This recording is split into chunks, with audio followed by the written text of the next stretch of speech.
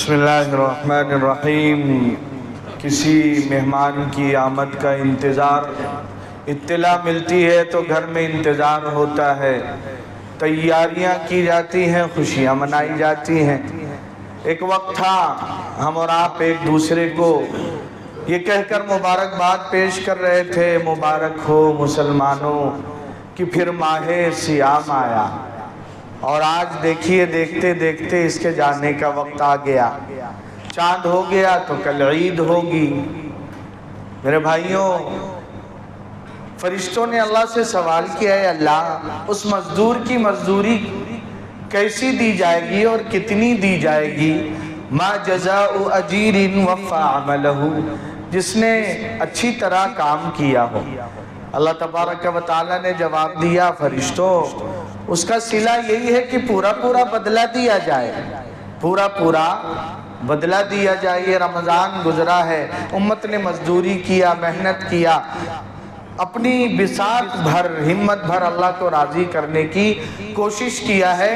اللہ ہمارے اعمال کو قبول فرما لے۔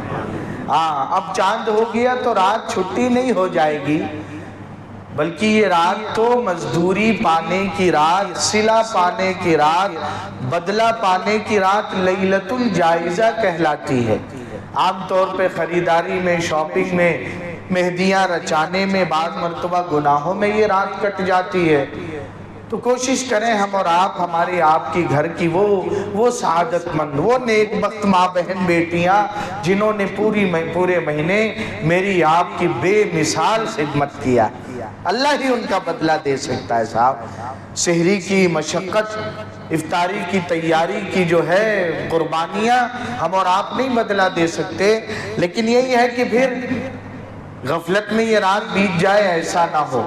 تھوڑا سا اتنے ہم نے 30 دن 29 دن عبادت کا ماحول بنایا ہے، کچھ تلاوت کر لی جائے، عید کی رات میں تسبیح پڑھ لی جائے، 2 نفل پڑھ کے اللہ سے مانگ لیا جائے کہ اللہ جیسا کام کرنا چاہیے تھا، رمضان گزارنا تھا ہم نے نہیں گزارا، آپ معاف کر دیجئے، کریں گے انشاءاللہ۔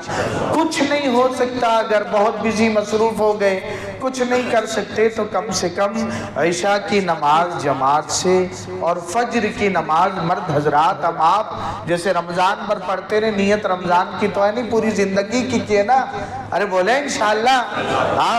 تو عید کے دن بھی اس کی یہ برکت ہوگی، پوری رات عبادت کرنے کا ثواب مل جائے گا۔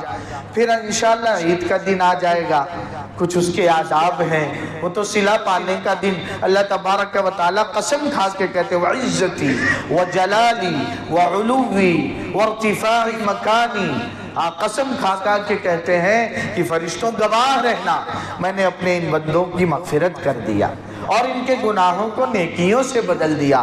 اللہ میری آپ کی پوری امت کے گناہوں کو نیکیوں سے بدل دے، بخشش و مغفرت فرما دے اللہ۔ عید کے دن کچھ خاص سنتیں ہیں، ہم اور آپ کرتے ہیں بس اس نیت سے نیا کپڑا پہنے، نہائے دھوئیں کہ ہمارے آقا محمد الرسول اللہ صلی اللہ علیہ وآلہ وسلم کی یہ سنت ہے کہ غسل کیا جائے، اچھے کپڑے جو میسر ہیں پہن لیے جائیں، مسواک کی جائے، خوشبو لگا کر کوشش کی جائے، پیدل عیدگاہ جو ہے، عیدگاہ میں عید کی نماز ادا کرنا سنت ہے۔ شہروں میں ذرا دشواری ہے، کہاں میدانی واشی میں نیرول میں ہوتی ہے، کئی سالوں سے بندہ وہاں امامت کرتا ہے عید کی، تو عیدگاہ میں نماز ادا کی جائے۔ ایک چیز جو نئی ذہن میں رہتی، عید کی نماز کے لیے آتے ہوئے مرد حضرات کو چاہیے، ہمارے وکیل صاحب ہیں باندرہ والے سو رہے ہیں، مرد حضرات کو چاہیے کہ تکبیر تشریق، اللہ اکبر